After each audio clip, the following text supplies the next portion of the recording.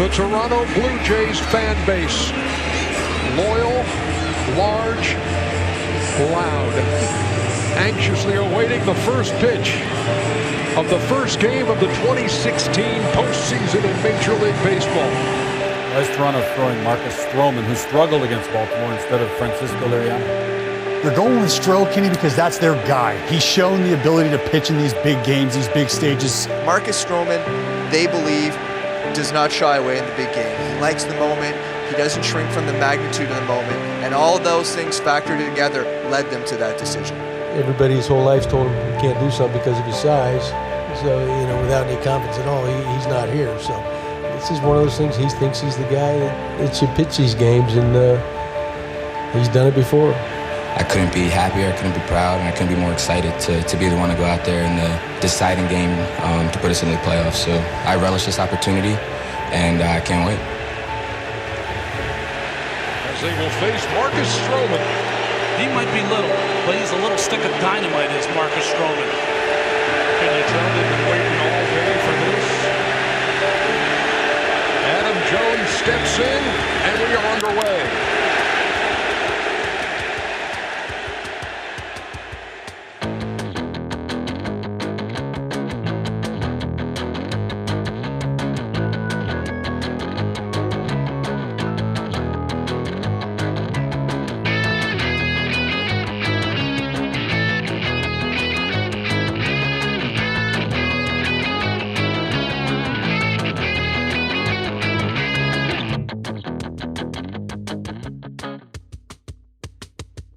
It is Sportsfeld Storytime.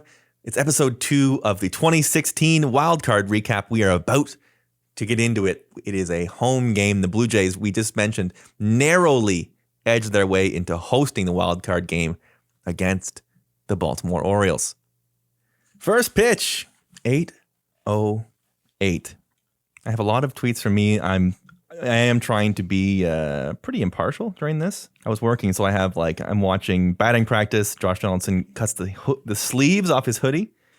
And I have a great tweet that, from what I can tell, every single member of the Blue Jays is already in uniform 2 hours before game time, except for Troy Tulowitzki, who is the definition of unbothered in flip-flops.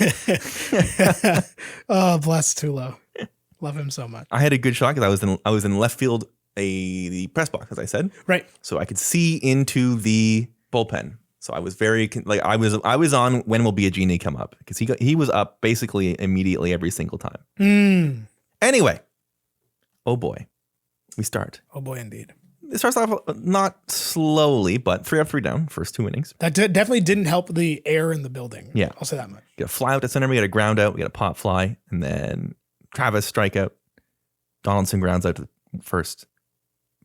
Edwin pops out. You know what I miss about these Blue Jays teams? Is that, there's so many guys on this team where, especially in a game like this, just it's hard to quantify just how baseball is, because baseball is a one-on-one matchup. But when you talk about, a guy like Kawhi, we're just anything could happen anytime he has the ball. A lot of guys on these teams are just just utter faith in them at all times. Bottom of the first, Donaldson up. It was just he could just fucking crush this right now, and we'd all be in a great mood. You're goddamn right. At any time. Top of the second, Trumbo, ground up. Weeders, fly out. Chris Davis, strikeout. Bottom of the second. Is this year Chris Davis hit 50 home runs or something? Something like that. Yeah. Bottom of the second, leading off, your right fielder. The God King. Number 19, Jose Batista. Who else? What else? Yeah. What else? What do you fucking think happens? Huh? The fuck do you think happens in this at bat? Chris Tillman tries to get cute. Chris Tillman tries to play Chris that shit. Tillman started a fucking wild card. 3-1 pitch, Chris. Guess what? There's a drive. Deep left field. Back toward that wall, and it's gone.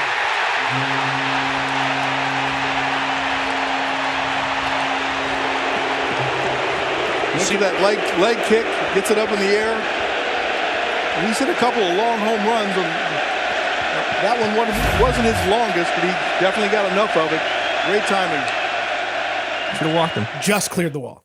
Should have walked him, Chris. Cleared the wall by about half an inch. The Jays are in flight. 1-0 Blue Jays. I remember that home run quite well. So this is the first of a series of a couple things that happened in this game. Mm-hmm. I mentioned before we started recording that I was sober for this game. Yes. The reason I was sober for this game is because I think I've said this on the show before. I have really weird superstitions when it comes to baseball. Right. I'm not a superstitious person. I don't believe in anything spiritual, but when it comes to baseball, I'm extremely superstitious. In the middle of the second. Yeah, top and the bottom. Between top and bottom. I went to go get us beers. As I was walking back, as I got like to our seat, essentially. Four pitches later. Home run, Jose. Keep this in mind. Oh my God. Jose Bautista. One of them Blue Jays. Obviously, no one was more loved than Jose in his own way at that time. Boy, it was loud in there after he hit that. If you look at an important Blue Jays game in the playoffs in 2015 and 2016, Jose Bautista hit a home run. Yeah, it's true. He did. He was amazing. It's a fact. And it was perfect. So we said for half a decade, I just want to see him in the playoffs. Just want him to have What a would moment. he do? And he had like 6 moments. The Blue Jays go in order after that. Nothing happens in the third. And then in the fourth, Marcus Stroman has been pretty damn good up to this point. Adam Jones, a leadoff single into right field and a line drive, hit it pretty well. Hyun-Soo Kim, remember the name, grounds out. First base unassisted. Jones moves to second. Manny Machado with a line out. Starting to get hit a little bit. I believe Biagini is already up. I would also say that was no ordinary Manny Machado lineout, I don't believe. I believe that was the one where Kevin Pillar, for all of his Kevin Pillarness, made an unbelievable catch in center field. In the air, right center field. Bautista over, Pillar on. And what a catch by Kevin Pillar. From my angle, I was watching Bautista. I thought he was the only one to have a chance at that ball. And all of a sudden, Pillar comes out of nowhere. What a catch. Of all of his good catches, that one was like ridiculous and also in such a big moment. Because it was like that ball was in the gap. It was a tie game. Yeah, so it's another 3-1 pitch. Yeah. And it was like Manny Machado, who we're all terrified of another guy at any time. Yes. I remember he caught that ball and I was like, this game's over. However, I was wrong. The very next pitch out of Marcus Stroman's hand is Mark Trumbo, a absolute bomb. 2-1 for the Orioles. And things get a little dicey here. The emotion shift in the building from Pillar's catch, because again, if anyone was loved in that team, it was fucking Kevin Pillar for some reason. The emotion of going from the crowd, haven't even sat down yet from cheering the catch. Not the crowd sat down a lot in that game, but like the crowd was still on their feet from the catch, and then Trumbo just destroys a pitch. Now here's a very important thing. Here's where it starts, is the thing about the Orioles that year was you can't let them have a lead. Yes, that's right. Because Zach Britton... This is a theme for the 2016 Blue Jays in the playoffs, actually. It's hard to overstate how stupidly good Zach Britton was. I mean, here's the numbers. 69 appearances, 67 innings pitched, 74 strikeouts, 18 walks, 4 earned runs, ERA of 0.54 in 69 appearances. That's impossible. Unbelievable. As well, Brad Brack, who you learned to hate as well. Yeah. Oh, yeah. 71. Brad Bratch. 71 appearances. I gotta Brad Brack myself. 79 innings, a 2.05 ERA. So there's 2 guys, 8 and 9. Forget about it. Yeah. You go down to the Orioles, you're in some real trouble. Man, Britton was so good though. It was hilarious how good Zach Britton. If it was any other team but the Orioles, it would have been the greatest thing. Bottom of the 5th, Donaldson fouls out. Encarnacion strikes out. Batista draws a walk because they are shook. 4-pitch walk. Don't even try. Don't even bother. Forget about it. Should have walked him last time. Yeah. Learn your lesson. Russell Martin, who did not play well on the stretch for the Blue Jays. No. Grounds out. I remember having arguments after this game in the playoff series, beginning of the series against Cleveland, I believe. Yes. Arguments with my friend, arguing that maybe Russ shouldn't be playing. A little wash. To which my argument was, who else are they going to play? But also, man, he was rough in the playoffs. Top 5, Stroman gets Davis looking. He gets a ground out from Scope, and then he gives up a line drive single to Michael Bourne. And this is when Pat Tabler is saying, okay, you got to get rid of him. Because I believe basically every time Stroman went down like a couple balls, Biagini was up. Biagini was up a lot in the bullpen in this game. To your point, I do think that Gibby managed it well. It was never like, he was never coming out to the mound or anything, but I thought he handled that as well. It's just like, okay, if there's a reason to get out of this, we can. Bourne steals second. Then we get a runner on and JJ Hardley at the plate. Stroman gets him swinging. Crowd goes nuts. 2-1 through top 5. Bottom 5, Tulowitzki flies out. Michael Saunders, who back from the dead a little bit here. A ground rule double. A huge moment. Kevin Pillar doubles. At a pitch above his fucking head. See, here's Kevin Pillar doubles and Saunders does not score. Okay, so this is what I was thinking of when we were talking in the green room. One of the first, Louis Rivera, what are you doing? I believe Pillar's double was in the corner. Michael Bourne weirdly pulled up. Mm-hmm. It looked like he could make the running catch, and he just kind of didn't. My response, I'm just going by my own tweets. 833 would had to be the Batista at bat. My tweet is just, my goodness.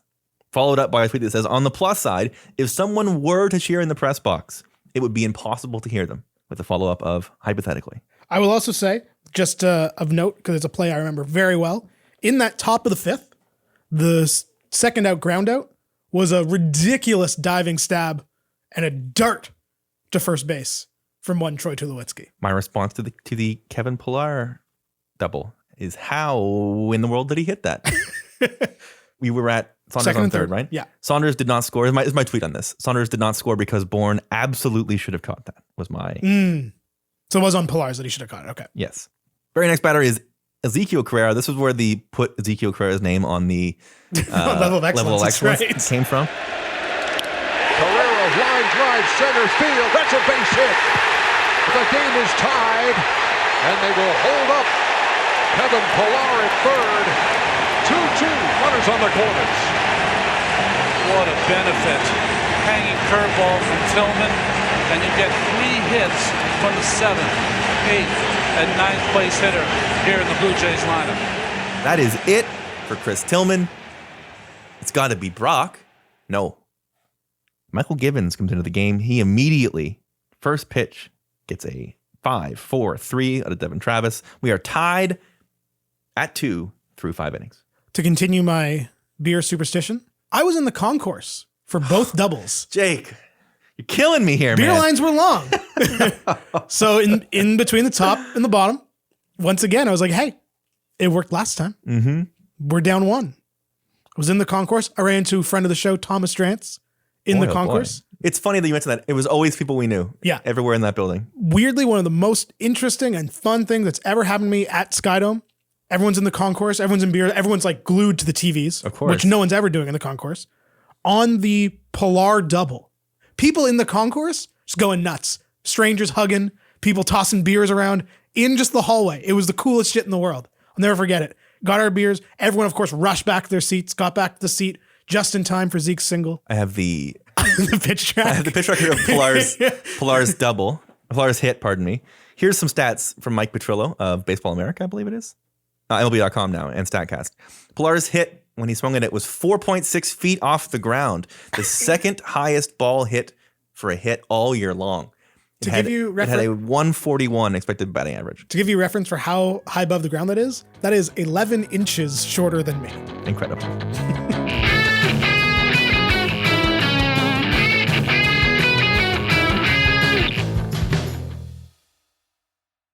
Stroman, the last 2 innings, he given up a home run and he given up a line drive. He was getting hit hard. But he is at heart, at his best, a ground ball machine. Top of the 6th, Adam Jones grounds out. Hyun-Soo Kim grounds out on the first pitch. Manny Machado hits a single with a ground ball. And then Mark Trumbo, the building tightens up. Yeah. The building, the sphincters. As soon as the game was tied, this is the point where every single at bat was, oh God, if somebody gets on base. Oh God. If somebody gets on base, you need to be making things happen. Everyone was standing for every pitch with anyone on base for the rest of the game. Stroman gets one more ground ball. He is very excited and exits the ball game. The line on Stroman, 6 innings, 4 hits, 2 runs, 6 Ks, 81 pitches, 53 for strikes. It's kind of what you want from a wild card start, That is as good as it gets. And gutsy, it seems obvious to look at now. He said, oh yeah, Stroman, best guy, you put him in.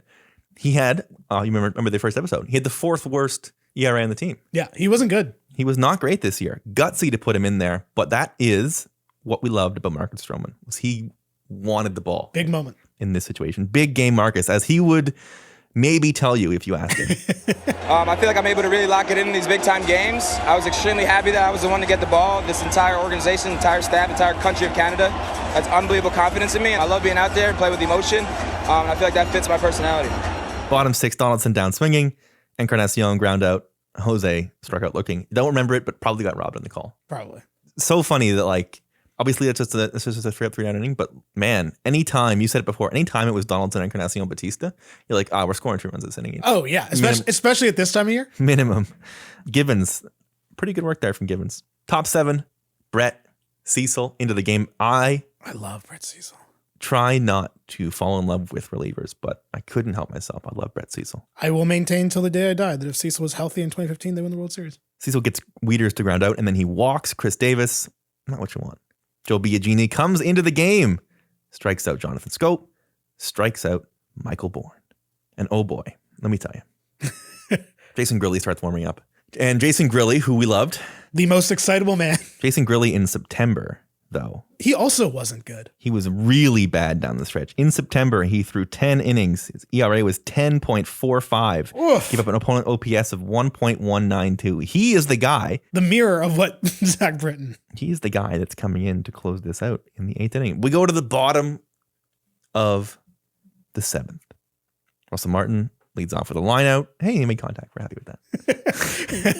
It is funny that Russell's biggest contribution offensively that season was a ground out that Donaldson scored on. Troy Tulowitzki down swinging, and that is it for Michael Givens. The bullpen door opens. That's got to be Brock. That's got to be Britton, obviously. So I'll get into this a little more. Nope. Donnie Hart. I'll get into this a little more when we get into the deeper innings of this game. From where I was sitting, we were in the 500 looking directly at the Orioles bullpen. And if you sat in the 500s before, you can't exactly tell who everyone is at first blush. Yes. Every single time the door opened, every single person in their section went, well, there he is. And every single time, he was not. Like, Zach Britton isn't just like sitting and chilling. Zach Britton's warming up. He was warming, yeah. He's waiting to get into this game. But from the 500s, you see 2 white pitchers warming. You can't tell. And if you'll remember, we'll get into this in the post game, how Cleveland used Andrew Miller and how Kansas City destroyed, and how Kansas City used their relievers beforehand. This was the start of, like, if you have a Zach Britton, you bring him in for 6-7 outs, as many as you need. When you need the outs, you bring him in. That Blue Jays crowd, rowdy bunch. The 2 outs in the 7th. Melvin Upton Jr. back to the wall. Hyun-Soo Kim is underneath it, and the stupidest looking guy you've ever seen in your life. The Eddie Munster haircut. Yeah. Worked for, I believe, Post Media, I want to say. I think you're right. Ken Pagan throws a beer. A full beer. Throws a full beer at Hyun-Soo Kim. Not sure what he was trying to accomplish with this, but... My only assumption was he was like, could mess him up and he would think the hit would count. Like, I'm not a big, like, let's shame dummies in the crowd guy unless they're being, like, openly offensive. But, like, this is openly offensive. Yeah, this was gross. Grinds the game to a halt. Another, like, we had just had the 2015 game where... I was convinced we were going to lose after this. For sure. It was a black cloud. Yeah. It lasted for another inning and a half where it was like, oh my God, this is happening to us. Yeah. And that leads us into the home stretch of this baseball game, which we are going to touch on in the next episode.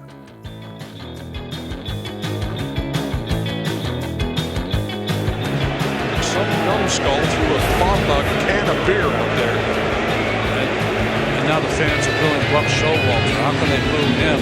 Who's an idiot that's ruined it for the 50,000 people here? Somebody threw a beer at a player during the play. If you're throwing anything on the field or at a player or... Unless it's a hat after a third home run, then it's fine. But yes. I'll allow it. But yes, it's bad. Throwing a beer at a player making a play is like... From behind. Is like... It's hard to even put into words how ridiculously terrible that is.